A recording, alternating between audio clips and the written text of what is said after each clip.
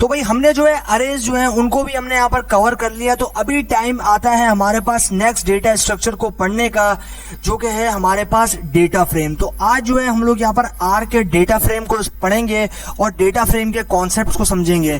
तो सबसे पहले भाई हम लोग स्टार्ट करते हैं यहाँ से। तो आप ये देख रहे हो कि हम जो है वो सबसे पहले क्रिएट करेंगे एक डेटा फ्रेम को। तो मैं जैसे आपसे बात कर चुका हूँ यहाँ पर कि आर जो है वो हमें बहुत सारे डेटा स्ट्रक्चर्स प्रोवाइड करता है, जिसमें आपके पास मैंने प्रीवियसली बात की थी मैट्रिक्स की, आपके पास लिस्ट की, और आपके पास अलग अलग डेटा फ्रेम्स जो हैं उसके बारे में हमने यहाँ पर डिस्कस किया था। तो ऐसे में जो है आर हमें यहाँ पर बहुत सारे जो है वो यहाँ पर डेटा स्ट्रक्चर जो है वो प्रोवाइड कर देता है। तो अभी जो है हम लोग यहाँ पर एक नेक्स्ट डेटा स्ट्रक्चर के बारे में बात करेंगे, जो कि है हमारे पास डेटा फ्रेम। तो सबसे पहले भाई आप यहाँ देख रहे हो कि हम लोग जो है क्रिएट कर रहे हैं एक डेटा फ्रेम को, और डेटा फ्रेम को जो है मैंने एक डेटा फ्रेम नाम के ऑब्जेक्ट के अंदर जो है यहाँ पर स्टोर करवाया। सबसे पहले मुझे बनाना पड़ेगा एक ऑब्जेक्ट या फिर वेरिएबल। तो आप यहाँ देख रहे हो मैंने जो है वो डेटा अंडरस्कोर फ्रेम नाम का एक ऑब्जेक्ट या फिर वेरिएबल जो है मैंने यहाँ पर बनाया। उसके बाद मुझे यूज करना पड़ेगा यहाँ पर असाइनमेंट ऑपरेटर को, और असाइनमेंट ऑपरेटर के बाद मुझे यहाँ पर डेटा डॉट फ्रेम, यानी कि मुझे जिस तरीके से मैंने प्रीवियसली यहाँ पर मेथड्स को यूज किया, जिसमें मैंने मैट्रिक्स बनाया तो मैट्रिक्स को यूज किया, लिस्ट बनाया तो लिस्ट को यूज किया, इसी तरीके से मैं डेटा फ्रेम बना रहा हूं तो मुझे डेटा फ्रेम फंक्शन को भी यूज करना पड़ेगा। तो हमने सिंपली जो है यहाँ पर लिया डेटा डॉट फ्रेम। उसके बाद हमें यहाँ लेना पड़ेगा एक ट्यूपल, और उसके बाद हमें देना पड़ेगा यहाँ पर एक ऑब्जेक्ट जो कि है training, and then is equal to, उसके बाद हमें यूज करना पड़ेगा कंबाइन ऑपरेटर, और उसमें जो है हमें यहाँ पर एक बहुत सारे एलिमेंट्स या फिर डेटा जो है हमें प्रोवाइड कर देना है। तो आप यहाँ देख रहे हो हमारे पास कैरेक्टर टाइप का डेटा जो है वो इस ट्यूपल के अंदर प्रेजेंट है। एंड देन उसके बाद जो है आपको यहाँ पर सेकंड कॉलम देना है, और उसके अंदर भी जो है आपको यहाँ पर कंबाइन ऑपरेटर लगाने के बाद कुछ न्यूमेरिक वैल्यूज यहाँ पर देनी है, और ड्यूरेशन में भी जो है आपको यहाँ पर कंबाइन ऑपरेटर यूज करते हुए ट्यूपल के अंदर जो है आपको यहाँ पर न्यूमेरिक वैल्यूज दे देनी है। तो भाई हमारे पास जो है ये कंप्लीट जो आपके पास कॉलम्स है, इनके जो आपके पास यहाँ पर स्ट्रक्चर्स हैं वो तो बन चुके हैं। अभी टाइम आता है इनको प्रिंट करने का। तो अभी प्रिंट करने के लिए मुझे प्रिंट फंक्शन यूज करना पड़ेगा, या फिर आप जो है वो डायरेक्ट वेरिएबल का नाम भी ले सकते हो या फिर ऑब्जेक्ट का नाम भी ले सकते हो, उसके साथ भी जो है आप यहाँ पर प्रिंट कर सकते हो। तो इट्स ओनली डिपेंड यू, कि भाई आपके ऊपर ये डिपेंड करता है। तो ये कि किस तरीके से भाई आप अगर यहाँ पर नाम के साथ प्रिंट करना चाहो नाम के साथ कर सकते हो, अदरवाइज अगर आप यहाँ पर सिंपली प्रिंट फंक्शन के साथ इसको यूज करना चाहो तो आप ये भी काम कर सकते हो। तो ये होगा भाई हमारे पास यहाँ पर सिंपली कि हमने जो है किस तरीके से यहाँ पर क्रिएट किया एक डेटा फ्रेम को with the help of R, और इसके अंदर जो है हमने यहाँ पर कैरेक्टर वैल्यू ली और न्यूमेरिक वैल्यूज के साथ में एक डेटा फ्रेम को बनाया। अभी हम लोग यहाँ पर चलते हैं आगे, और अभी हम लोग यहाँ पर कुछ और चीजों को जो है वो देखते हैं। तो अभी आप यहाँ पर देख रहे हो कि भाई यहाँ पर भी जो है हम लोग यहाँ पर डेटा फ्रेम को बना रहे हैं। तो मुझे सिंपली जो है एक ऑब्जेक्ट यहाँ पर बनाना है जिसको मैंने डेटा फ्रेम का नाम दिया। उसके बाद मुझे डेटा फ्रेम फंक्शन भी यूज करना पड़ेगा, क्योंकि मैं आर के अंदर जो भी चीज या फिर जो भी डेटा स्ट्रक्चर का काम कर रहा हूँ तो उस डेटा स्ट्रक्चर का नाम मुझे यहाँ पर यूज करना पड़ेगा। ये काफी ज्यादा इंपॉर्टेंट है, और ये चीज भी आपको यहाँ पर ध्यान में रखनी है कि अगर आप इसको यूज नहीं करते तो आपके पास जो है वो आर के अंदर एक एरर जो है वो आपको यहाँ पर देखने को मिल जाएगा। तो आप भाई यहाँ सिंपली देख पा रहे हो कि मैं जो एक ट्रेनिंग नाम का यहाँ पर जो है वो एक कॉलम लिया है मैंने, और उसमें मैंने कंबाइन ऑपरेटर यूज करते हुए मैंने कुछ यहाँ पर कैरेक्टर्स वैल्यूज को पास किया। एंड देन मेरे को जो है वो दूसरी यहाँ पर ट्यूपल जो है वो यहाँ पर पास करना पड़ेगा। तो दूसरे कॉलम के नंबर्स मैंने कुछ यहाँ पर पास कर दिया है, एंड देन तीसरे कॉलम के नंबर भी जो है मैंने कंबाइन ऑपरेटर को यूज करते हुए इन ट्यूपल के अंदर यहाँ पर वैल्यूज को पास कर दिया। उसके बाद मेरे पास यहाँ पर टाइम है भाई डेटा फ्रेम को प्रिंट करने का, और डेटा फ्रेम को प्रिंट करने के बाद में आप यहाँ देख रहे हो समरी। तो ये समरी कॉलम या फिर ये समरी फंक्शन जो है ये बेसिकली आपको डेटा की समरी देगा। तो डेटा की समरी अगर आपको यहाँ पर देखनी है तो उसके लिए आपको यहाँ पर समरी फंक्शन को यूज करना पड़ेगा, और उसके बाद में जो है आप इस डेटा फ्रेम या फिर या जो आपका वेरिएबल है या ऑब्जेक्ट है इसका नाम जो है आप इसमें पास कर दोगे, और आपके पास जो है वो रिजल्ट आ जाएगा, यानी कि जो समरी है आपके डेटा फ्रेम की वो आपके पास यहाँ पर देखने को मिल जाएगी। तो इस तरीके से हम लोग जो है यहाँ पर डेटा फ्रेम की समरी के साथ भी जो है वो यहाँ पर काम कर सकते हैं। तो उसके बाद हम लोग यहाँ पर आते हैं, और यहाँ पर आप देख रहे हो कि भाई यहाँ पर जो है हमारे पास अभी हम लोग यहाँ पर कुछ डिफरेंट कर रहे हैं। तो अभी आप यहाँ देख रहे हो कि हमारे पास जो है वो सबसे पहले मैंने बनाया एक ऑब्जेक्ट को, और ऑब्जेक्ट को बनाने के बाद में मैंने जो है यहाँ पर उन्हीं तीन कॉलम्स को जो है यहाँ पर पास कर दिया, अलग अलग जो आपके पास कॉलम्स हैं उनके साथ में। और उसके बाद में जो है मुझे यहाँ पर क्या करना है, मुझे यहाँ पर यूज करना है सिंगल ब्रैकेट्स। तो आप यहाँ देख रहे हो मैंने सिंगल ब्रैकेट जो है यहाँ पर यूज किए और डबल ब्रैकेट यूज किए। तो आप यहाँ देख रहे हो उसके बाद मुझे यूज करना पड़ेगा $। तो ये बेसिकली ऑटोमेटिकली क्या करेगा, ये एक्सेस करेगा कॉलम को फ्रॉम डेटा फ्रेम। यानी कि ये क्या करेगा, ये जो आपके पास यहाँ डॉलर साइन है, ये डॉलर साइन एक्सेसिंग के लिए यूज होता है। मतलब मान लो कि आपके डेटा, ये जो आपका डेटा फ्रेम है, यानी कि जो आपका ओवरऑल कंप्लीट डेटा फ्रेम है, उसमें से आपको ट्रेनिंग वाले कॉलम को एक्सेस करना है, ट्रेनिंग वाले कॉलम को एक्सट्रैक्ट करना है। तो उस सिचुएशन में जो है आप इस डॉलर वाले सिंबल को जो है वो यूज करते हो।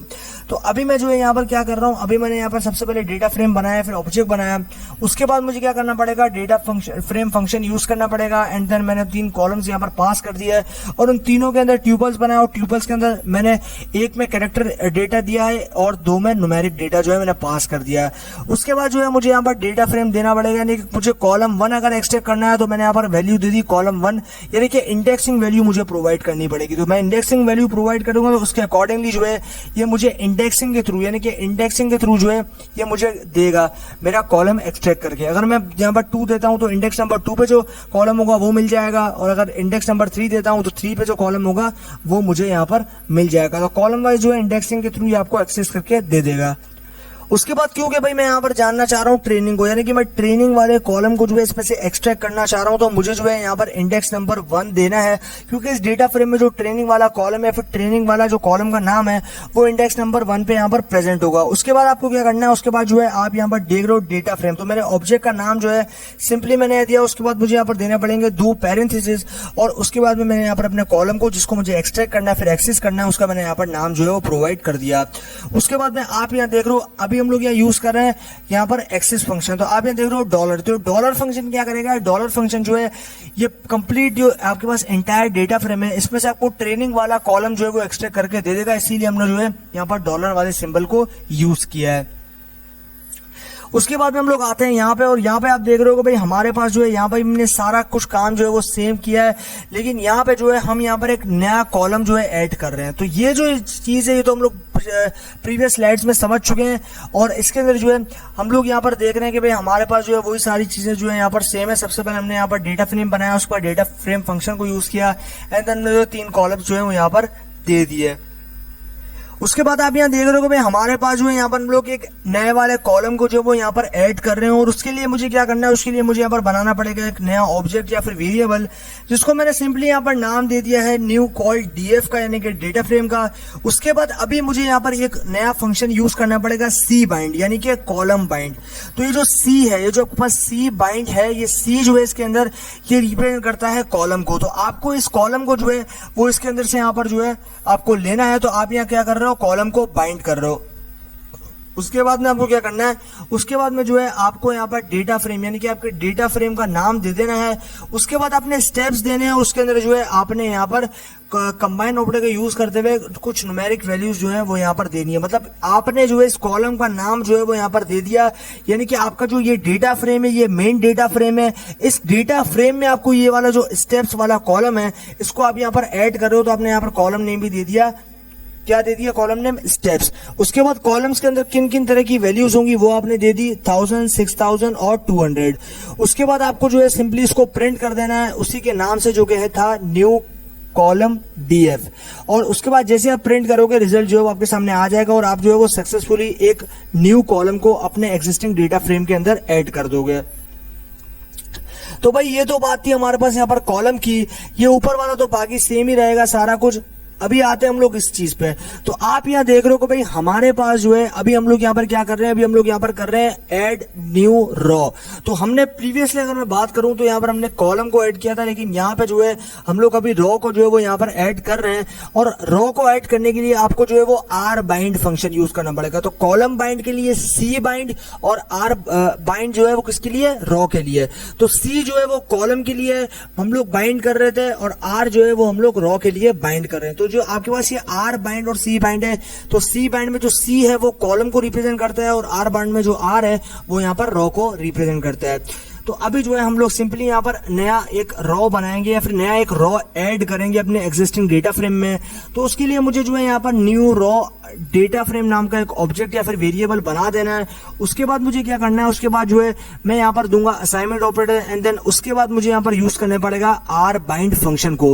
एंड देन उसके बाद मुझे क्या करना है, उसके बाद मुझे यहाँ पर यूज करना पड़ेगा अपने डेटा फ्रेम का नाम, एंड देन उसके बाद मुझे यहाँ पर कॉलम नेम देना है, एंड देन उसके बाद मुझे यहाँ पर कौन सा कॉलम ऐड करना है उसके अंदर मुझे जो है यहाँ पर ये चीज दे देनी है। तो आप यहाँ देख रहे हो कि भाई कॉलम के अंदर मेरे पास स्ट्रेंथ 110 जो है मेरे पास यहाँ पर वैल्यूज जो है वो रहेंगी, और रॉ के अंदर बेसिकली रॉ के अंदर जो है मेरे पास ये वैल्यूज रहेंगी। और फाइनली हम लोग जो है अपने रॉ को यहाँ पर प्रिंट कर रहे हैं हमारे ऑब्जेक्ट के थ्रू। तो हमने यहाँ दे रहे हैं न्यू रॉ डीएफ, जो कि हमारे यहाँ पर वेरिएबल था या फिर ऑब्जेक्ट था जो कि हमने यहाँ पर बनाया था। तो इस तरीके से हम लोग जो है यहाँ पर एक अपने डेटा फ्रेम में, जो कि हमारा एग्जिस्टिंग डेटा फ्रेम है, उसमें एक नया रॉ को भी जो है ऐड कर सकते हैं, जिस तरीके से हमने कॉलम को ऐड किया था।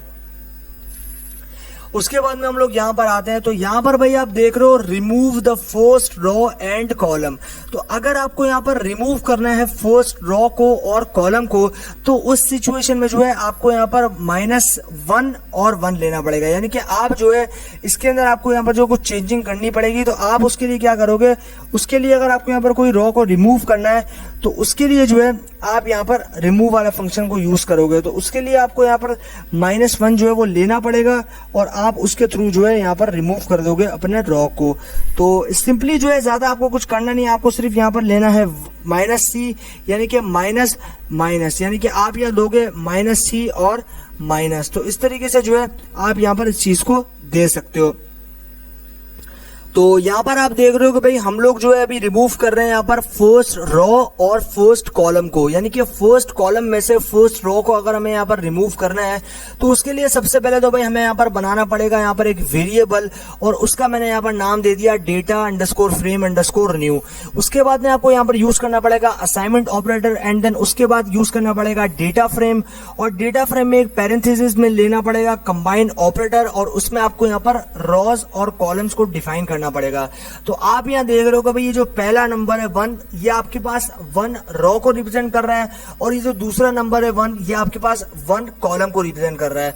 तो आप यहाँ पर ये कंडीशन दे रहे हो कि भाई हमारे पास फर्स्ट रॉ यानी कि फर्स्ट कॉलम में फर्स्ट रॉ जो है उसको आपको यहाँ पर रिमूव करना है, यानी कि फर्स्ट रॉ में से फर्स्ट कॉलम को यहाँ पर हमें रिमूव करना है।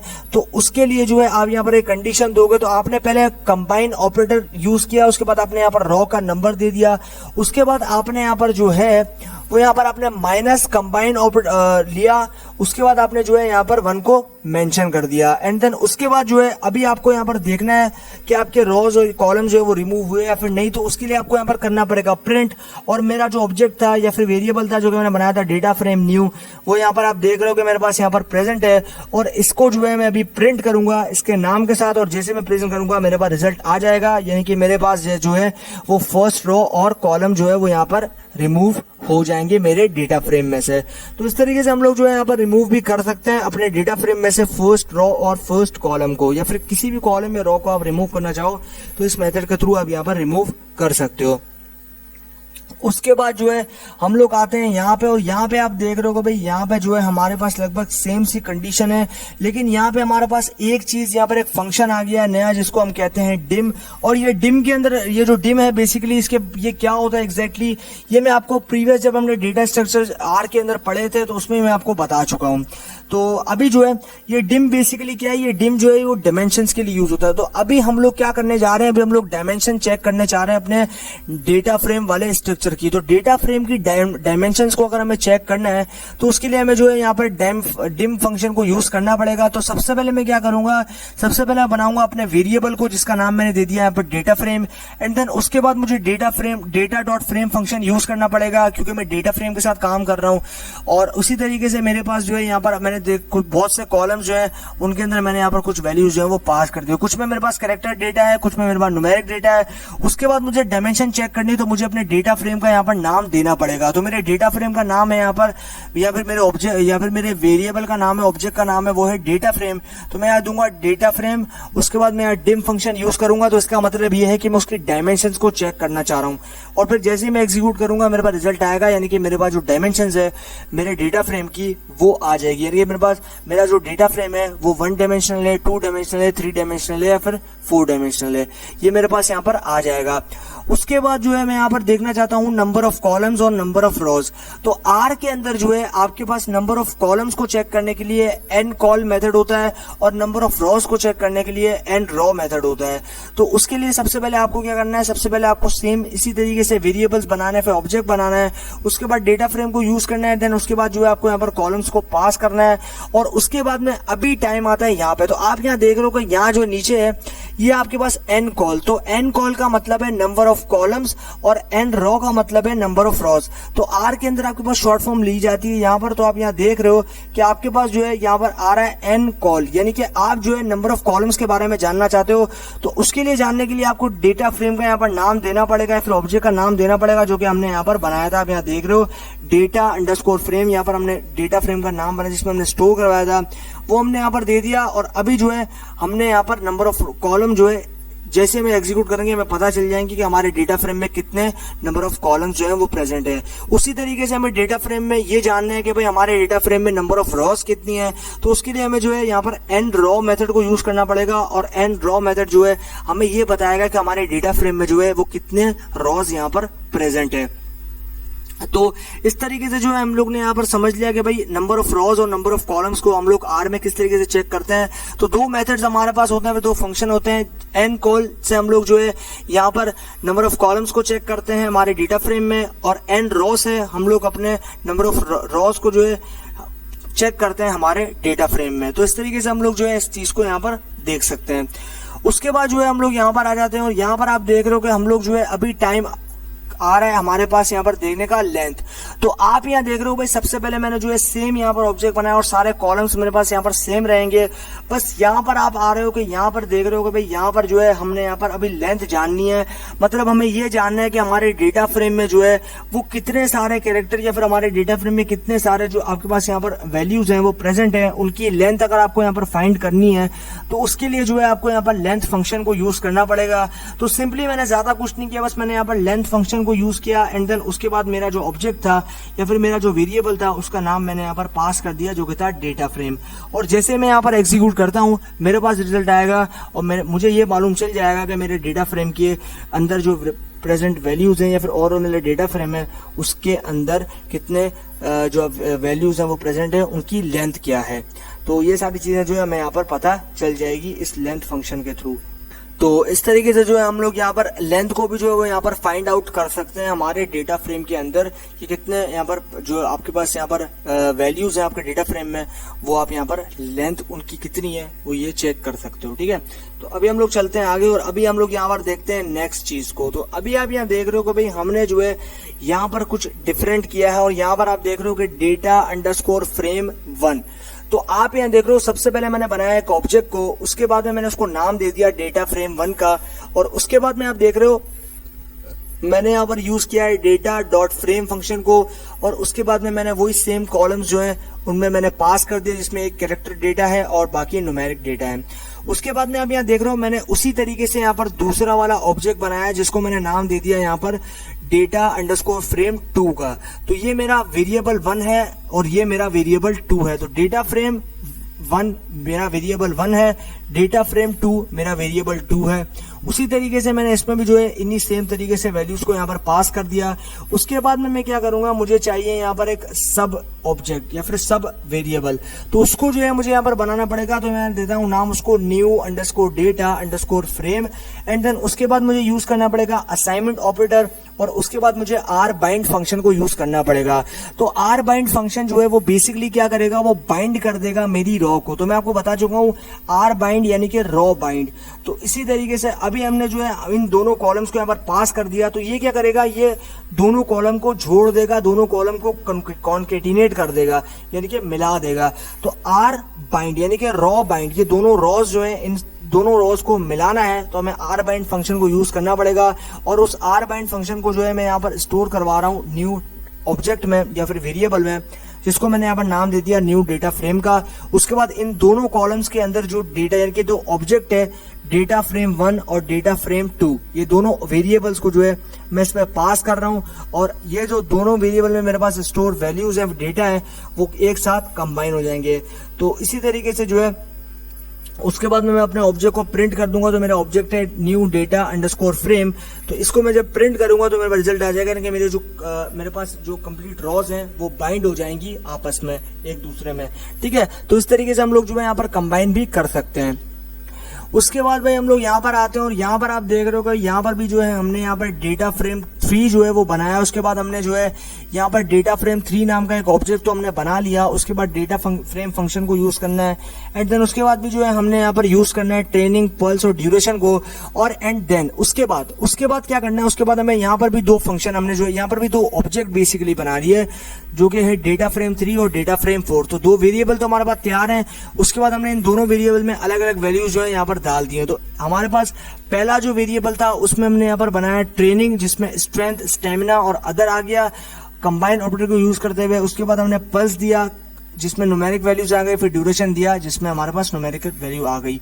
उसके बाद इसके अंदर भी जो है आप यहाँ देख रहे हो दूसरा, ये जो दूसरा आपके पास यहाँ पर ऑब्जेक्ट है उसके अंदर हमने स्टोर करवाया है यहाँ पर स्टेप्स को और कैलोरीज को। तो 2 कॉलम्स हमारे पास यहाँ पर आ गए और उसमें जो है हमारे पास 3 कॉलम है जिसमें ट्रेनिंग, पल्स और ड्यूरेशन है।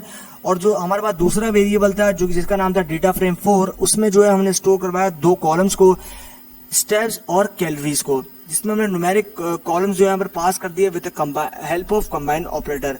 उसके बाद हम यहाँ देख रहे हो अभी मैंने जो है क्या किया, अभी मैंने यहाँ पर एक न्यू ऑब्जेक्ट यहाँ पर बनाया है या फिर वेरिएबल यहाँ पर बनाया है जिसको मैंने नाम दिया न्यू डेटा फ्रेम 1 का। एंड देन उसके बाद मुझे यूज करना है सी बाइंड। तो अभी जो है मैंने आपको दिखाया था इसमें जो है हमने यहाँ पर बाइंड की थी रॉ को, तो हमने रॉ को जोड़ा था। अभी हम लोग यहाँ पर बाइंड करेंगे कॉलम को, यानी कि हम कॉलम को जोड़ेंगे। तो आर बाइंड यानी कि रॉ बाइंड और सी बाइंड यानी कि कॉलम बाइंड। तो इस तरीके से हम लोग जो है यहाँ पर इनको दोनों को जो है अभी हम जोड़ेंगे। तो हमारे डेटा फ्रेम का नाम क्या था, डेटा फ्रेम का नाम था जिसमें हमारे पास ये सारी वैल्यूज स्टोर थी, जिसका नाम था डेटा फ्रेम 3। हमने उसको यहाँ पर पास किया। उसके बाद दूसरा वाला वेरिएबल कौन सा था, दूसरा वाला वेरिएबल था हमारे पास डेटा फ्रेम 4, उसको भी हमने यहाँ पर पास कर दिया जिसका नाम था डेटा फ्रेम 4। तो अभी हम लोग जब एग्जीक्यूट करेंगे तो हमारे पास जो है दोनों यहाँ पर जो आपके पास कंप्लीट कॉलम्स हैं वो यहाँ पर कंबाइन हो जाएंगे या फिर बाइंड हो जाएंगे। तो ये हो गए भाई हमारे पास यहाँ पर आर डेटा फ्रेम के कॉन्सेप्ट्स को। तो इस तरीके से जो है हमने यहाँ पर इन कॉन्सेप्ट्स को जो है वो यहाँ पर समझ लिया। तो कॉन्सेप्ट वाइज तो ये सारी चीजें हमारे पास यहाँ पर जो है वो कंप्लीट हो गई। अभी चलते हैं आर में और आर स्टूडियो में जो है इन सारे कॉन्सेप्ट्स को प्रैक्टिकली इंप्लीमेंट करते हैं और देखते हैं कि रिजल्ट जो है वो हमारे पास यहाँ पर क्या आता है। तो भाई हम आ चुके हैं अपने आर स्टूडियो में और अभी जो है हम कॉन्सेप्ट्स को यहाँ पर इंप्लीमेंट करते हैं। तो भाई सबसे पहले क्या करना है, सबसे पहले हमें क्रिएट करना है एक डेटा फ्रेम को। तो उसके लिए मैं यहाँ पर कमेंट लगा देता हूँ ताकि आप लोगों को जो है इन चीज़ों को समझने में कोई भी प्रॉब्लम ना हो और आप लोग जो है इनको आसानी से इम्प्लीमेंट भी कर सको। तो आपको जो है वो यहाँ पर इम्प्लीमेंट करना पड़ेगा और इम्प्लीमेंट करोगे प्रैक्टिकली तभी जो है आपको सारी चीज़ें जो है वो यहाँ पर समझ आएंगी। सबसे पहले मैं जो है एक डेटा फ्रेम को बना रहा हूँ जिसको मैं यहाँ पर सबसे पहले मुझे ऑब्जेक्ट बनाना पड़ेगा। तो उस ऑब्जेक्ट को मैं यहाँ पर सिंपली नाम दे देता हूँ डेटा फ्रेम का। एंड देन उसके बाद मुझे यूज करना पड़ेगा assignment operator and data frame dot frame function को यूज करना पड़ेगा, क्योंकि मेरे पास यहाँ पर मैं डेटा फ्रेम बना रहा हूँ तो ये चीज़ मुझे यहाँ पर यूज करनी ही पड़ेगी। उसके बाद में मैं जो है यहाँ पर एक कॉलम को बना लेता हूँ जिसको मैं यहाँ पर नाम देता हूँ ट्रेनिंग। और उसके बाद जो है मुझे क्या करना है, उसके बाद मुझे यूज करना पड़ेगा कंबाइन ऑपरेटर और मुझे कुछ जो है यहाँ पर वैल्यूज देनी पड़ेगी। तो मैं जो है वो यहाँ पर दे देता हूँ स्ट्रेंथ।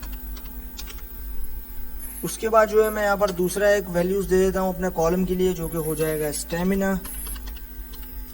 एंड देन तीसरा वाला दे देता हूँ जो कि हो जाएगा मेरे पास यहाँ पर अदर। ठीक है, ये मेरे पास यहाँ पर जो है कॉलम यहाँ पर कंप्लीट सक्सेसफुली तैयार हो चुका है। अभी टाइम आता है दूसरे कॉलम को बनाने का। तो मेरे पास यहाँ पर आ जाएगा पल्स। उसके बाद मुझे यूज करना पड़ेगा कंबाइन ऑपरेटर और कंबाइन ऑपरेटर में पल्स की कुछ यहाँ पर वैल्यूज जो है वो दे देता हूँ, क्योंकि ये एक न्यूमेरिकल कॉलम है तो मुझे न्यूमेरिक वैल्यूज जो है वो यहाँ पर देनी पड़ेगी। उसके बाद में जो है मैं यहाँ पर दे देता हूँ 120। तो ये मेरा पल्स का वाला कॉलम भी जो है वो भी तैयार हो चुका है। अभी टाइम आता है तीसरे कॉलम को बनाने का जिसको मैं यहाँ पर नाम दे देता हूँ ड्यूरेशन का। तो मैंने जो है यहाँ पर इसको नाम दे दिया ड्यूरेशन का। और उसके बाद में जो है मुझे यहाँ पर यूज करना पड़ेगा कंबाइन ऑपरेटर। कंबाइन ऑपरेटर को यूज करके मुझे जो है यहाँ पर देना पड़ेगा इसकी वैल्यूज। तो मैं यहाँ देता हूँ 60, 30 और 45। तो यहाँ पर मैंने जो है वैल्यूज कुछ यहाँ पर दे दी हैं। उसके बाद में जो है मुझे क्या करना है, उसके बाद में मैंने यहाँ पर कंप्लीट वैल्यूज जो है वो यहाँ तो प्रोवाइड कर दी। उसके बाद में मुझे क्या करना है, उसके बाद में मैं करता हूँ यहाँ पर इंटर। और ये हमारे पास जो ऑब्जेक्ट वो तो कम्प्लीटली बन चुका है। अभी मुझे यहाँ पर जो है इसको प्रिंट करना है। तो प्रिंट करने के लिए आपको यहाँ पर डायरेक्टली आप यहाँ पर डेटा फ्रेम का नाम भी जो है वो यहाँ पर लिख सकते हो। मैं लिखता हूँ डेटा फ्रेम, और आप यहाँ देख रहे हो आपके पास नाम जो है यहाँ पर आ चुका है। इस तरीके से नाम से भी आप प्रिंट कर सकते हो। अगर आपको यहाँ पर सूटेबल नहीं लगता तो आप जो है यहाँ पर प्रिंट फंक्शन को यूज करो और प्रिंट फंक्शन के अंदर इस डेटा फ्रेम को यहाँ पर पास कर दो, और इस तरीके से आप जो है इसको यहाँ पर प्रिंट भी कर सकते हो। तो अभी हम लोग करते हैं इसको एंटर। तो भाई जैसे ही हमने इसको एंटर किया, आप यहाँ देख रहे हो हमारे पास जो है वो डेटा फ्रेम तो बन गया, लेकिन ये हमारा डेटा फ्रेम जो है वो यहाँ पर हमारे पास जो है वो किस फॉर्म में आ रहा है, वो जो है आपके पास यहाँ पर सीरीज की फॉर्म में आ रहा है। देखिए आपके पास जो है ये सीरीज की फॉर्म में आ रहा है, डेटा फ्रेम की फॉर्म में नहीं आ रहा, यानी कि ये जो है ये आपके पास सीरीज की फॉर्म में आ रहा है, यानी कि एक मैट्रिक्स की फॉर्म में जो है आपके पास यहाँ पर देखने को मिल रहा है। तो इस तरीके से आपके पास जो है वो डेटा फ्रेम जो है आपके पास यहाँ पर आ चुका। तो मैंने आपको यहाँ पर 3 कॉलम दिए थे। ट्रेनिंग वाले कॉलम में मैंने वैल्यूज दी थी स्ट्रेंथ, स्टेमिना और अदर। पल्स वाले में दी थी मैंने 100, 150 और 120। इसी तरीके से ड्यूरेशन वाले कॉलम के अंदर जो है मैंने 60, 30 और 45 दिया था। तो वो आप देख रहे हो 60, 30, 45 जो है मेरे पास यहाँ पर आ चुका है। तो इस तरीके से सक्सेसफुली भाई हमने जो है यहाँ पर एक डेटा फ्रेम को यहाँ पर क्रिएट कर लिया। अभी हम लोग जो है यहाँ पर समराइज करते हैं। तो हम लोग जो है समराइज करेंगे इस डेटा फ्रेम को। तो समराइज करने के लिए मुझे यहाँ पर समरी फंक्शन को यूज करना पड़ेगा।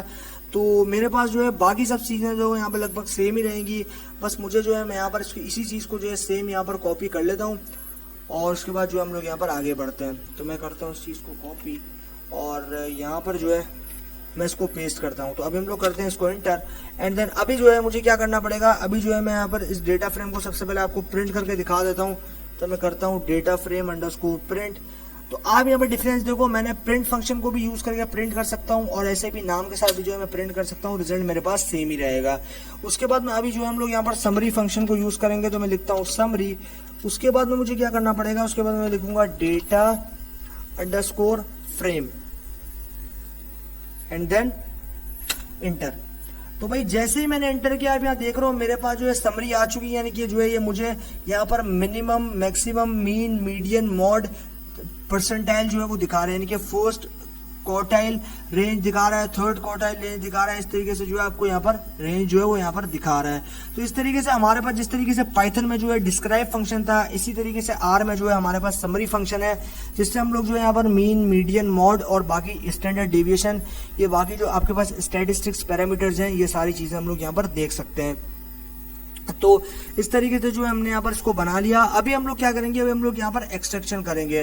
तो अभी जो है हम लोग यहाँ पर लिख देते हैं, यहाँ पर एक कमेंट में लगा देता हूँ एक्सट्रैक्ट, मैं लिखता हूँ एक्सट्रैक्ट एलिमेंट, इंटर। तो मैंने लिख दिया एक्सट्रैक्ट एलिमेंट्स। उसके बाद मुझे क्या करना है, उसके बाद मुझे भी जो है यहाँ पर एक डेटा फ्रेम को बनाना है। तो मैं लिखता हूँ डेटा अंडरस्कोर फ्रेम, ओके। उसके बाद मुझे यूज करना पड़ेगा असाइनमेंट ऑपरेटर, एंड देन उसके बाद data dot frame function use करना है। उसके बाद जो है मैं यहाँ पर भी कुछ कॉलम्स जो है वो यहाँ पर दे देता हूँ। तो यहाँ पर जो है मैं सबसे पहले अपने कॉलम का नाम जो है वो यहाँ पर दे देता हूँ। तो मैं यहाँ पर जो है वो सबसे पहले दे देता हूँ कुछ फ्रूट्स। तो उसके लिए मुझे देना पड़ेगा यहाँ पर एप्पल, एंड देन मैं दे देता हूँ यहाँ पर बनाना, और उसके बाद मैं देता हूँ यहाँ पर ग्रेप्स। तो यहाँ पर भाई हमारे पास जो है फ्रूट्स नेम भी जो है वो यहाँ पर आ चुके हैं। अभी मुझे यहाँ पर एक दूसरा कॉलम भी जो है वो बनाना पड़ेगा। तो दूसरे कॉलम को भी जो है मैं यहाँ पर सक्सेसफुली बना लेता हूँ। तो दूसरे कॉलम को जो है मैं यहाँ पर नाम दे देता हूँ, यहाँ पर मान लो किसी और चीज का। तो यहाँ पर जो है मैं इसको यहाँ पर नाम दे देता हूँ टॉयज। तो अभी जो है मैंने इसको यहाँ पर नाम दे दिया टॉयज का, जिसमें हमारे पास यहाँ पर जो है वो कार आ जाएगी। उसके बाद हमारे पास जो है वो यहाँ पर बाइक आ जाएगी, एंड देन उसके बाद जो है आपके पास यहाँ पर जो है वो मान लो ट्रक ले लेते हैं हम लोग। एंड देन ये भी हमारे पास जो है 2 कॉलम जो है हमने सक्सेसफुली यहाँ पर बना लिए। अभी जो है हम लोग करते हैं इंटर, और मैंने इंटर किया, जो है एग्जीक्यूट हो गया। अभी हम लोग क्या करेंगे, अभी हम लोग एक्सेस करेंगे। तो अभी जो है अभी जो है मैं यहाँ पर इंडेक्सिंग वैल्यू को थ्रू जो है यहाँ पर एक्सेस करूंगा। तो मैं लिखता हूँ सबसे पहले अपने डेटा फ्रेम का नाम। तो मैं लिखता हूँ डेटा अंडरस्कोर फ्रेम। उसके बाद जो है मुझे यूज करना पड़ेगा पैरेंथेसिस, उस पर मैं देता हूँ 1, इंटर करते हैं। तो भाई आप यहाँ देख रहे हो, जैसे ही मैंने यहाँ पर 1 दिया, उसके बाद में आप देख रहे हो मेरे पास जो है यहाँ पर फ्रूट्स है। मेरे की जो फर्स्ट कॉलम है वो मेरे पास यहाँ पर कंप्लीटली जो है वो यहाँ पर आ चुका है। तो अब यहाँ देख रहे हो फर्स्ट कॉलम जो मैंने बनाया था उसमें वैल्यूज थी एप्पल, बनाना और ग्रेप्स, ये मेरे पास यहाँ पर एक्सट्रैक्ट हो चुका है। तो इस तरीके से आप लोग इंडेक्सिंग के थ्रू, तो मेरे पास फर्स्ट यानी कि फ्रूट जो है वो इंडेक्स नंबर 1 पे प्रेजेंट था, टॉयज जो है वो इंडेक्स नंबर 2 पे प्रेजेंट था। तो इस तरीके से मैंने एक्सेस कर लिया। उसी तरीके से अभी मान लो मुझे नेम वाइज, तो नेम वाइज भी जो मैं एक्सट्रैक्शन कर सकता हूँ, तो मुझे यहाँ पर देना पड़ेगा डेटा फ्रेम जो कि मेरा ऑब्जेक्ट का वेरिएबल का नाम है। उसके बाद मुझे यहाँ पर यूज करना पड़ेगा डबल पैरेंथेसिस, एंड देन उसके बाद जो है मुझे यहाँ पर यूज करना पड़ेगा टॉयज को। तो मैं लिखता हूँ टॉयज, एंड देन अभी हम लोग करते हैं इंटर। और आप यहाँ देख रहे हो जैसे मैंने इसको एंटर किया, ये कॉलम के अंदर जितने भी वैल्यूज यहाँ पर प्रेजेंट थे वो सारे के सारे मेरे पास आ गए। तो टॉयज जो कि मेरे सेकंड नंबर पे इंडेक्स था, यानी कि इंडेक्स नंबर 2 पे प्रेजेंट था, उसमें मेरे पास वैल्यूज जो थी वो स्टोर थी, कैरेक्टर वैल्यूज कार, बाइक और ट्रक। तो ये मेरे पास यहाँ पर जो है वो सक्सेसफुली एक्सट्रैक्ट हो गया। अभी इसी तरीके से मैं जो है यहाँ पर इसको यहाँ पर जो है वो कंबाइन भी कर सकता हूँ। तो उसके लिए मुझे यहाँ पर लिखना पड़ेगा डेटा फ्रेम, यानी कि मेरे ऑब्जेक्ट का नाम। उसके बाद मुझे लिखना पड़ेगा डॉलर सिंबल, एंड देन उसके बाद जो है मुझे लिखना पड़ेगा यहाँ पर मान लो फ्रूट्स लिखता हूँ मैं। अभी करते हैं इंटर। तो भाई जैसे मैंने एंटर किया, यहाँ देख रहे हो इसकी भी जो है वैल्यूज यहाँ पर मेरे पास आ चुकी हैं। तो इनिशियली मेरे पास फ्रूट्स वाला जो कॉलम था उसमें स्टोर थी एप्पल, बनाना और ग्रेप्स, और मैंने उस वैल्यूज को भी जो है यहाँ पर एक्सेस कर लिया। फिर जो है वो यहाँ पर मैंने उनको ले लिया, एक्सट्रैक्ट कर लिया। तो इस तरीके से आप जो यहाँ पर इंडेक्सिंग के थ्रू भी एक्सेस कर सकते हो, नेम्स के थ्रू भी, यानी कि कॉलम्स के नेम्स के थ्रू भी जो है आप यहाँ पर उनको एक्सेस कर सकते हो। तो ये हो गया भाई हमारे पास एक्सेसिंग। अभी जो है हम लोग यहाँ पर ऐड, यानी कि रॉ को हम लोग यहाँ पर किस तरीके से ऐड कर सकते हैं, वो सारी चीजें अभी हम लोग यहाँ पर देखेंगे। तो उसके लिए मुझे क्या करना है, उसके लिए मुझे जो है हमारे यहाँ पर टाइम वेस्ट ना हो, तो मैं इसी चीज को जो है यहाँ से करता हूँ कॉपी, और यहाँ पर जो है मैं नीचे चीज को यहाँ पर करता हूँ पेस्ट। और अभी जो है हम लोग चलते हैं थोड़ा नीचे, तो अभी हम लोग करते हैं इंटर, और यहाँ पर हमारे पास जो है रिजल्ट, तो हमने अभी कर दिया इंटर। और उसके बाद में जो है अभी आप यहाँ देख रहे हो कि भाई हमने यहाँ पर बना लिया लिस्ट को। अभी हम लोग क्या करेंगे, अभी हम लोग रॉ को ऐड करेंगे। तो रॉ को ऐड करने के लिए मैं यहाँ कमेंट लगाता हूँ ऐड रॉ, या मैं लिख देता हूँ ऐड न्यू रॉ। इससे ये कमेंट मैं इसलिए लगा रहा हूँ ताकि आप लोगों को जो ये आपके पास ये जो आर है, बेसिकली इसका कोड जो है वो समझने में कोई भी प्रॉब्लम ना हो, आप लोग जो है इजी तरीके से इसको समझ जाओ, ताकि आप लोग जो है बाद में कंफ्यूज ना हो कि यार किस तरीके से कौन सा काम हमने यहाँ पर किया है। तो इसी तरीके से जो मैं यहाँ पर आप कमेंट लगा रहा हूँ ताकि आप लोग जो है वो आसानी से इस चीज को समझ पाओ। उसके बाद मैं लिखता हूँ डीएफ। तो भाई ये मेरा ऑब्जेक्ट हो गया, फिर वेरिएबल जो है मैंने यहाँ पर बना लिया। उसके बाद मुझे यहाँ पर यूज करना पड़ेगा, अगर मुझे यहाँ पर रॉ को ऐड करना है तो मुझे यहाँ पर आर बाइंड फंक्शन को यूज करना पड़ेगा। मैं लिखता हूँ आर बाइंड। उसके बाद जो है मुझे यहाँ पर यूज करना पड़ेगा यहाँ पर अपने डेटा फ्रेम को, तो मैं नाम देता हूँ डेटा फ्रेम। एंड देन उसके बाद जो है मुझे यहाँ पर यूज करना पड़ेगा कंबाइन ऑपरेटर। एंड देन उसके बाद जो है मुझे यहाँ पर यूज करना पड़ेगा स्ट्रेंथ वाले कॉलम को। तो मैं यहाँ पर एक नाम दे देता हूँ स्ट्रेंथ।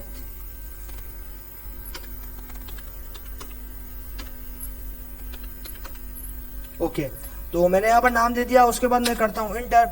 एंड देन उसके बाद जो है मुझे अभी इसको प्रिंट करना है, तो मैं करता हूँ प्रिंट फंक्शन यूज करना पड़ेगा।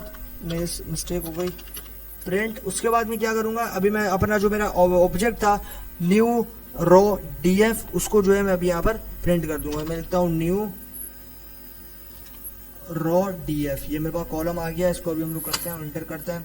तो भाई जैसे ही मैंने एंटर किया, आप यहाँ देख रहे हो रिजल्ट हमारे सामने आ चुका है, और हमने जो है वो सक्सेसफुली यहाँ पर जो है एक रॉ को जो है वो यहाँ पर ऐड कर दिया।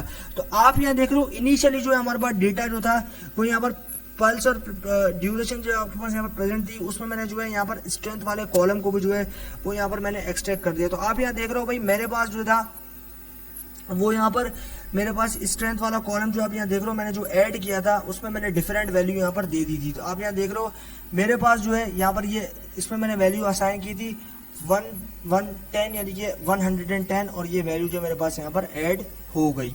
तो इस तरीके से हमने जो है यहाँ पर रॉ को तो देख लिया। अभी हमारा टाइम आता है कॉलम को। तो रॉ को बाइंड करने के लिए या फिर रॉ को ऐड करने के लिए हमने आर बाइंड फंक्शन यूज किया था। अभी कॉलम को ऐड करने के लिए हम लोग यहाँ पर सी बाइंड फंक्शन को यूज करेंगे। तो उसके लिए मुझे क्या करना पड़ेगा, उसके लिए जो है मैं सबसे पहले जो है अपने यहाँ पर ऑब्जेक्ट को जो है वो यहाँ से कॉपी कर लेता हूँ। तो यहाँ पर जो है मेरा ये ऑब्जेक्ट यहाँ पर बना हुआ है, मैं इसको ऐसे करता हूँ कॉपी।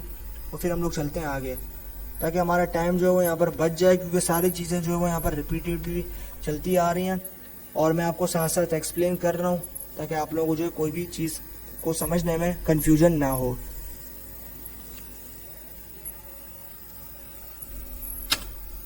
तो अभी हम लोग ने अपने यहाँ पर जो कंप्लीट मेरे पास यहाँ पर कॉलम्स थे उनको मैंने दे दिया। अभी मुझे यहाँ पर एक ऑब्जेक्ट बनाना पड़ेगा, new underscore column underscore TF. तो अभी हम लोग कॉलम के लिए बात करें, उसके बाद असाइनमेंट ऑपरेटर यूज करना पड़ेगा एंड देन उसके बाद जो है मुझे क्या करना पड़ेगा, मुझे यहाँ पर यूज करना पड़ेगा सी बाइंड फंक्शन को। मैं लिखता हूँ सी बाइंड, उसके बाद देना पड़ेगा डेटा फ्रेम, मैं देता हूँ डेटा अंडरस्कोर फ्रेम। उसके बाद मुझे यहाँ देना पड़ेगा कॉलम, तो मैं कॉलम का नाम देता हूँ, यहाँ पर देता हूँ स्टेप्स, क्योंकि हम यहाँ पर कॉलम को ऐड करें तो उसका नाम मुझे देना पड़ेगा स्टेप्स। उसके बाद मुझे कंबाइन ऑपरेटर यूज करना पड़ेगा। तो इनिशियली इस डेटा फ्रेम में आपके पास 3 कॉलम रहने, ट्रेनिंग, पल्स और ड्यूरेशन। अभी मैं इसमें एक न्यू कॉलम ऐड कर रहा हूँ, जो इसका नाम मैंने दिया है यहाँ पर स्टेप्स। उसके बाद में अभी जो है हम लोग यहाँ पर स्टेप्स के लिए भी कुछ वैल्यूज जो है वो यहाँ पर दे देते हैं। तो यहाँ पर मैं देता हूँ 1000, उसके बाद मैं यहाँ पर दे देता हूँ मान लो 6000 एंड उसके बाद जो है मैं यहाँ पर दे देता हूँ 2000। ग्रेट। तो अभी जो है हम लोग उसको एंटर करते हैं। उसके बाद में जो है अभी हम लोग उसको प्रिंट करते हैं हमारे न्यू ऑब्जेक्ट को। तो हमारे न्यू ऑब्जेक्ट का नाम था new underscore call DF. Inter करते हैं। तो भाई आप यहाँ देख रहे हो कि हमारे पास जो है ये कॉलम यहाँ पर ऐड हो चुका है। आप यहाँ देख रहे हो हमने सक्सेसफुली जो है एक कॉलम को यहाँ पर ऐड कर लिया। तो इनिशियली हमारे पास 3 कॉलम थे, जिसमें ट्रेनिंग, पल्स और ड्यूरेशन था। हमने जो है ये स्टेप्स वाले कॉलम को हमने यहाँ पर दिया था स्टेप्स, और स्टेप वाले कॉलम को जो है हमें यहाँ पर ऐड करना था। तो हमने सक्सेसफुली, आप देख रहे हो यहाँ पर ये जो है स्टेप्स वाला कॉलम हमारे साथ में यहाँ पर ऐड हो चुका है। और जो वैल्यूज हमने प्रोवाइड की थी 1000, 6000, 6000, 200, 2000, 2000, इस तरीके से वैल्यूज भी जो हमारे सामने आ गई। तो इस तरीके से हम लोग कॉलम को भी जो है वो यहाँ पर ऐड कर सकते हैं। अभी जो है हम लोग यहाँ पर और चीजों को जो है वो देखते हैं। तो भाई अभी जो है हम लोग यहाँ पर रिमूव करेंगे रॉज और कॉलम्स को आर के अंदर। तो अभी हम लोग यहाँ पर देख रहे थे कि किस तरीके से रॉज को ऐड कर सकते हैं डेटा फ्रेम में और कॉलम्स को ऐड कर सकते हैं डेटा फ्रेम में। अभी जो है हम लोग यहाँ पर देखेंगे कि किस तरीके से हम लोग रॉज और कॉलम्स को रिमूव कर सकते हैं। तो उसके लिए मुझे क्या करना पड़ेगा, उसके लिए जो है मैं अपने इनिशियली डेटा को जो है मेरे पास यहाँ पर जो है वो ले लूंगा। तो मेरे पास ये डेटा था, इसी को मैं यहाँ पर ले लेता हूँ और अभी हम लोग करते हैं इसको कॉपी और यहाँ पे जो है हम लोग इसको यहाँ पर पेस्ट कर देते हैं, ताकि हमारा टाइम जो है वो यहाँ पर सेव रहे। अभी करते हैं एंटर। और उसके बाद में जो है मुझे अभी यहाँ पर क्या करना है, मैं यहाँ पर करता हूँ एक कमेंट को। तो मैं यहाँ लिख देता हूँ रिमूव फर्स्ट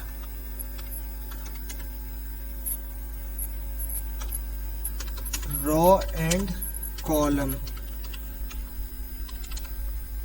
एंटर करते हैं।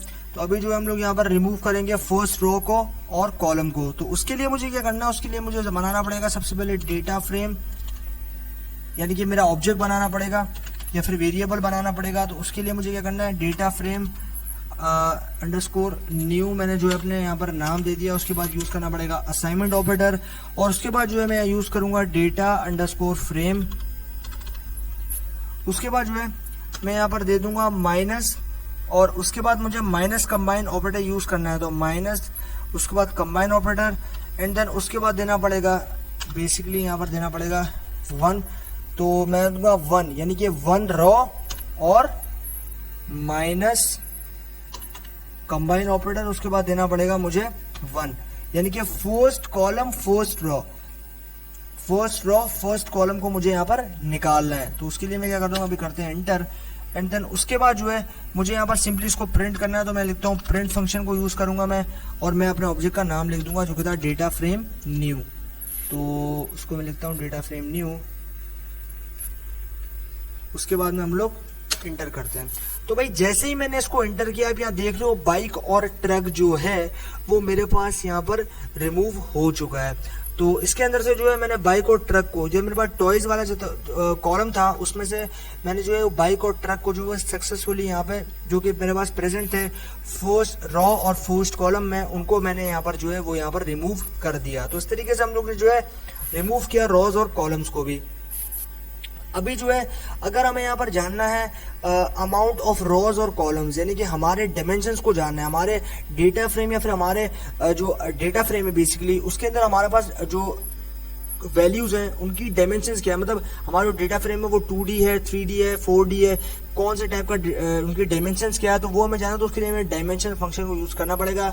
तो सिंपली मैं जो है उसी चीज को यहाँ पर करता हूँ कॉपी एंड देन एंटर करते हैं। उसके बाद में मुझे क्या करना पड़ेगा, उसके बाद में जो है मैं यहाँ पर लिखता हूँ डिम। तो मुझे डायमेंशंस को चेक करने के लिए, मेरे डेटा फ्रेम की डायमेंशन को चेक करने के लिए मुझे यहाँ पर लिखना पड़ेगा डिम। उसके बाद मेरा जो ऑब्जेक्ट है यानी जिसमें मैंने इसको स्टोर करवाया है, अब यहाँ देख रहे हो डेटा फ्रेम जिसमें मैंने इसको स्टोर करवाया है, ये मेरा ऑब्जेक्ट है, इसको मैं यहाँ पर पास कर दूंगा। मैं लिखता हूँ डेटा,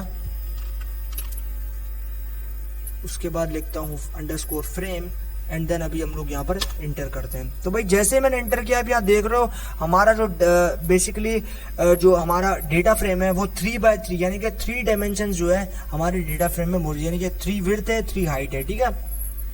तो इस तरीके से जो है हमारा 3x3 का जो है हमारे डेटा फ्रेम प्रेजेंट है और हमारे डेटा फ्रेम की जो डायमेंशंस है वो कितनी है 3D, यानी कि 3D हमारा जो डेटा फ्रेम है वो यहाँ पर प्रेजेंट है, 3D डेटा फ्रेम है हमारे पास। तो इस तरीके से जो हमने यहाँ पर डायमेंशंस को भी जो है यहाँ पर चेक कर लिया। अभी हमें अगर ये चेक करना है कि हमारे पास कितने नंबर ऑफ कॉलम्स और कितने नंबर ऑफ रोज जो है वो हमारे डेटा फ्रेम में प्रेजेंट है, तो उसके लिए हमें जो है यहाँ पर लेना पड़ेगा 2 फंक्शंस को। तो मैं अभी करता हूँ उसको पेस्ट, इंटर करते हैं और अभी जो है मैं यहाँ पर लिखता हूँ n कॉल। तो n call basically number of columns को बताएगा, तो उसके लिए अंदर में जो है डेटा फ्रेम का नाम पास करना है, फिर वेरिएबल का नाम पास करना पड़ेगा। अभी हम लोग करते हैं इंटर। तो जैसे ही मैंने इंटर किया, अब ये बता रहा है कि भाई जो आपके डेटा फ्रेम है उसमें जो कॉलम्स हैं वो 3 कॉलम्स है, यानी कि नंबर ऑफ कॉलम्स जो है वो कितने हैं 3 कॉलम्स हैं। अभी रॉ को चेक करते हैं। तो रॉ के लिए मुझे लेना पड़ेगा n रॉ, उसके बाद मुझे लेना पड़ेगा यहाँ पर अपने ऑब्जेक्ट का नाम जो कि है डेटा फ्रेम, लिखता हूँ डेटा फ्रेम एंड देन अभी हम लोग इसको एंटर करते हैं। तो जैसे मैंने एंटर किया, आप यहाँ देख रहे हो कि भाई हमारे पास हमने चेक किया था नंबर ऑफ रॉज और नंबर ऑफ कॉलम्स को। तो आप यहाँ देख रहे हो जो हमारे पास डेटा फ्रेम में नंबर ऑफ कॉलम्स थे वो कितने थे 3। तो 3 जो है हमारे पास कॉलम्स हैं और 3 जो है हमारे पास यहाँ पर डेटा फ्रेम में रॉज हैं। तो n कॉल से हम नंबर ऑफ कॉलम्स को चेक करते हैं और n रॉ से हम लोग नंबर ऑफ रॉज को चेक करते हैं हमारे डेटा फ्रेम में, अगर हमें ये कंफर्म करना है कि भाई हमारे डेटा फ्रेम में कितने रॉज हैं और कितने कॉलम्स हैं। उसी तरीके से अभी अगर मान लो आपको यहाँ पर लेंथ फाइंड करनी है, मतलब आपका डेटा फ्रेम जो वो काफी ज्यादा बड़ा है और बहुत सारे वैल्यूज है, बहुत सारे रॉज है, बहुत सारे कॉलम्स है उसमें, और उन कॉलम्स और रॉज में बहुत सारी वैल्यूज हैं। तो उस सिचुएशन में अगर आपको अपने डेटा फ्रेम की लेंथ को फाइंड करना है तो उसके लिए आपको यहाँ पर लेंथ फंक्शन को यूज करना पड़ेगा। तो अभी हम लोग वही काम जो है इसके साथ करते हैं। तो इंटर करता हूँ मैं अभी यहाँ पे, और यहाँ पर जो है मैं सारी चीजों को बस पेस्ट करके चल रहा हूँ क्योंकि मेरे हम लोग जो है यहाँ पर अपना टाइम जो है वो बचाना चाह रहे हैं, क्योंकि सारी चीजें जो है हम लोग बेसिकली सेम चीज जो है वो बार बार नहीं करके अपना टाइम बचा रहे हैं, उसको सेव कर रहे हैं। तो अभी तो क्या कर रहे हैं, अभी हम लोग यहाँ पर अगर हमें लेंथ को फाइंड करना है हमारे डेटा फ्रेम के अंदर प्रेजेंट वैल्यूज की, तो उसके लिए हमें लेंथ फंक्शन को यूज करना पड़ेगा। तो मैं लिखता हूँ लेंथ, उसके बाद मुझे लिखना पड़ेगा डेटा, उसके बाद लिखना पड़ेगा अंडरस्कोर फ्रेम, देन उसके बाद जो है अभी करते हैं इंटर। और जैसे ही मैंने इंटर किया, आप यहाँ देख रहे हो हमारे पास टोटल जो है वो 3 आपके पास जो है वो कैरेक्टर प्रेजेंट है। तो आप यहाँ देख रहे हो हमारे डेटा फ्रेम में जो है वो टोटल 3 कॉलम्स जो है वो यहाँ पर प्रेजेंट है। तो हमें जो है वो लेंथ इसने बता दी। तो इस तरीके से हम लोग जो अपने डेटा फ्रेम की लेंथ को भी जो है यहाँ पर फाइंड आउट कर सकते हैं। तो अभी हमारे पास जो है कंबाइन, तो अगर हमें 2 डेटा फ्रेम को आपस में कंबाइन करना है तो उसके लिए मुझे क्या करना पड़ेगा, तो उसके लिए जो है मुझे यहाँ पर एक और चीज बनानी पड़ेगी। तो सबसे पहले जो है मैं यहाँ पर 2 डेटा फ्रेम को बनाता हूँ, उसके बाद फिर हम लोग आगे फर्दर डिस्कस करते हैं। तो सबसे पहले मैं यहाँ पर बनाता हूँ डेटा फ्रेम, एक ऑब्जेक्ट मुझे बनाना पड़ेगा, फिर वेरिएबल मुझे बनाना पड़ेगा जिसको मैं नाम देता हूँ डेटा फ्रेम 1 का, एंड देन उसके बाद मुझे लिखना पड़ेगा assignment operator, then data dot frame function use करना पड़ेगा। उसके बाद जो है मैं यहाँ पर क्या करूंगा, उसके बाद जो है मुझे यहाँ पर सिंपली कॉलम्स देने पड़ेंगे। तो मैं देता हूँ ट्रेनिंग, और ट्रेनिंग वाले कॉलम के अंदर जो है मैं यहाँ पर कुछ जो है मैं यहाँ पर दे देता हूँ इज इक्वल टू देने के बाद मुझे क्या करना पड़ेगा, मुझे जो है यहाँ पर कुछ वैल्यूज देनी पड़ेगी। तो मैं दे देता हूँ स्ट्रेंथ, उसके बाद जो है मैं यहाँ पर दे देता हूँ स्टेमिना, और उसके बाद जो है मैं यहाँ पर कोर्स में मुझे देना पड़ेगा वरना एरर आ जाएगा। तो मैं देता हूँ स्टेमिना, और उसके बाद जो है मैं यहाँ पर एक और वैल्यू देता हूँ जो कि होगी अदर। तो ये मेरे पास कॉलम तो बन चुका। अभी मुझे दूसरा एक कॉलम बनाना पड़ेगा। तो दूसरा कॉलम मैं बनाता हूँ यहाँ पर पल्स के लिए, उसके बाद कंबाइन ऑपरेटर, और इसमें मैं कुछ वैल्यूज देता हूँ जिसमें मेरे पास आ जाएगा 140, उसके बाद मैं दे देता हूँ यहाँ पर 150, और उसके बाद देता हूँ यहाँ पर 160। तो ये हो गया मेरे पास दूसरा कॉलम भी रेडी। अभी तीसरा कॉलम जो है मुझे बनाना पड़ेगा। तो मैं यहाँ देता हूँ तीसरे कॉलम का नाम ड्यूरेशन। तो मैं यहाँ देता हूँ ड्यूरेशन, और उसके बाद जो है मुझे क्या करना पड़ेगा, मुझे जो है यहाँ पर देना पड़ेगा 30, उसके बाद मुझे देना पड़ेगा यहाँ पर फिर से 30, और मुझे देना पड़ेगा यहाँ पर फिर से 20। तो भाई 3 कॉलम जो है मैंने बना लिए। पहला कॉलम हो गया ट्रेनिंग, दूसरा कॉलम हो गया पल्स, और तीसरा कॉलम हो गया ड्यूरेशन। तो पहले वाले कॉलम में मैंने values they the strength, stamina और अदर। दूसरे वाले कॉलम जो कि पल्स है उसमें मैंने वैल्यू दे दी 140, 150, 160। उसके बाद ड्यूरेशन वाले कॉलम में जो है मैंने वैल्यू दे दी 30 और 20। तो ये मेरे पास यहाँ पर एक डेटा फ्रेम जो है, या फिर मैंने जो यहाँ पर बना लिया, तो इसको मैंने नाम दे दिया डेटा फ्रेम 1 का। तो अभी हमें एक और डेटा फ्रेम बनाना है, फिर उन दोनों को यहाँ पर हम लोग यहाँ पर जो है वो कंबाइन करेंगे आर बाइंड की मदद से, आर बाइंड फंक्शन की मदद से। तो अभी एक मेरे पास डेटा फ्रेम यहाँ पर बन गया। अभी मैं जो है दूसरा ऑब्जेक्ट बनाता हूँ जिसको मैं यहाँ पर नाम देता हूँ डेटा फ्रेम 2 का। तो मैं लिखता हूँ डेटा फ्रेम _2। उसके बाद मैं क्या करूंगा, उसके बाद मुझे देना पड़ेगा डेटा डॉट फ्रेम, लिखता हूँ डेटा डॉट फ्रेम। उसके बाद मुझे क्या करना है, उसके बाद जो है मुझे यहाँ पर क्या करना पड़ेगा, उसके बाद मुझे यहाँ पर देना है दूसरी चीज। तो मुझे यहाँ पर इन दोनों को यहाँ पर कंबाइन करना है। तो उसके लिए मुझे क्या करना है, उसके लिए मुझे देना पड़ेगा यहाँ पर पहला कॉलम बनाना पड़ेगा। तो मेरे पास जो है मेरे पास बेसिकली यहाँ पर जो फ्रेम है वो तो तैयार है, बस मुझे यहाँ पर पेस्ट करना है और कॉलम का नाम चेंज करना है। तो मैं देता हूँ, और यहाँ पर कॉलम का नाम जो है वो यहाँ पर चेंज कर देता हूँ।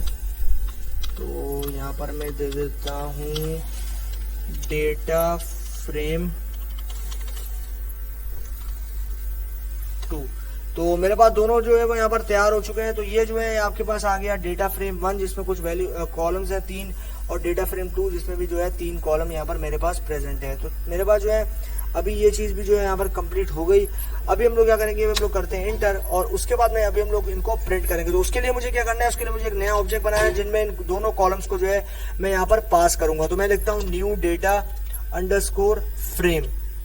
तो ये मेरा जो है वो न्यू ऑब्जेक्ट बन गया। और अभी जो है मैं यहाँ पर करता हूँ आर बाइंड फंक्शन को यूज, एंड देन उसके बाद जो है मुझे यहाँ यूज करना पड़ेगा डेटा अंडरस्कोर फ्रेम। बेसिकली मुझे यूज करना पड़ेगा न्यू डेटा। तो यहाँ पर मैं दे रहा हूँ भाई मेरे पास data frame underscore 1, and then उसके बाद मुझे देना पड़ेगा डेटा फ्रेम _2। तो आप यहाँ देख रहे हो मैंने दोनों डेटा फ्रेम जो है वो यहाँ पर बनाया था, जिसको मैंने पहले डेटा फ्रेम को यहाँ पर नाम दिया था डेटा फ्रेम 1 का, जिसमें मेरे पास जो है यहाँ देख रहे हो ये वाली जो आपके पास पूरी जो आपके पास कॉलम्स हैं ये प्रेजेंट है। उसके बाद डेटा फ्रेम 2 का मैंने यहाँ पर नाम दिया था जिसमें मेरे पास ये जो है सारी चीजें प्रेजेंट थी। उसी तरीके से मेरे पास जो है वो यहाँ पर इन दोनों चीजों को जो है अभी मैं यहाँ पर जो है वो यहाँ पर दे रहा हूँ। तो अभी मैं कंबाइन करूंगा आर बाइंड के थ्रू। अब यहाँ देख रहे हो आर बाइंड फंक्शन यानी कि रॉ बाइंड फंक्शन मैंने यूज कर लिया। अभी हम लोग इसको एंटर करते हैं, और एंटर करने के बाद अब यहाँ देख रहे हो मेरे पास जो है यहाँ पर जो बेसिकली एक एरर आ रहा है जो कि मुझे बता रहा है कि आपकी जो नेम है वो बेसिकली यहाँ पर मैच हो रहे हैं। तो आप यहाँ देख रहे हो names do not match previous names. तो हमारे पास जो नेम्स हैं बेसिकली वो यहाँ पर मैच नहीं हो रहे। तो उसके लिए जो है मैं इसी चीज को यहाँ पर करता हूँ दोबारा से कॉपी, क्योंकि हमारे पास यहाँ पर ट्रेनिंग के जो कुछ अल्फाबेट्स हैं वो कुछ बड़े हैं। तो अभी जो है मैं इसी चीज को यहाँ पर करता हूँ कॉपी, और फिर हम लोग जो है इसको यहाँ पर पेस्ट करते हैं। तो अभी जो है मैं करता हूँ इसको यहाँ से कॉपी, और अभी जो है हम लोग यहाँ पर नीचे आते हैं और नीचे इसको यहाँ पर पेस्ट करते हैं। तो अभी मैंने यहाँ पर इसको पेस्ट कर दिया। तो अभी जो है मुझे इसके थोड़े नाम यहाँ पर चेंज करने पड़ेंगे। इनके फर्स्ट अल्फाबेट जो है मुझे यहाँ पर थोड़े से छोटे करने पड़ेंगे, ताकि ये दोनों जो मेरे पास यहाँ पर डेटा फ्रेम्स हैं या दोनों ऑब्जेक्ट हैं वो मेरे पास यहाँ पर सेम हो जाए। तो यहाँ पर मेरे पास आ गई वैल्यूज। अभी मुझे इनकी वैल्यूज भी जो है वो यहाँ पर सेम करनी पड़ेंगी। तो उसके लिए जो है मुझे यहाँ पर देना पड़ेगा 140, क्योंकि ये इम्पोर्टेंट है काफ़ी। 150, उसके बाद आ जाएगा 160, एंड ड्यूरेशन वाले कॉलम में जो है मैं यहाँ पर दे देता हूँ 30 30 20 30 30 और 20। देन अभी मेरे पास आ जाएगा यहाँ पर ये वाला, तो इसमें मेरे पास सारा कुछ सही है। अभी हम लोग करते हैं एंटर। तो भाई मैंने इसको कर दिया एंटर। अभी मुझे क्या करना है, अभी मुझे इसी चीज़ को जो है यहाँ से करना है कॉपी, और क्योंकि ये मेरा नया ऑब्जेक्ट था इसको मैं ऐसे करता हूँ कॉपी और फिर यहाँ पर लाके इसको पेस्ट कर दूंगा। तो अभी जो है मेरे पास यहाँ पर ये मेरे पास आ चुका है। तो अभी मैंने इसको कर दिया कॉपी और यहाँ पे जो है मैं इसको ऐसे करता हूँ कॉपी।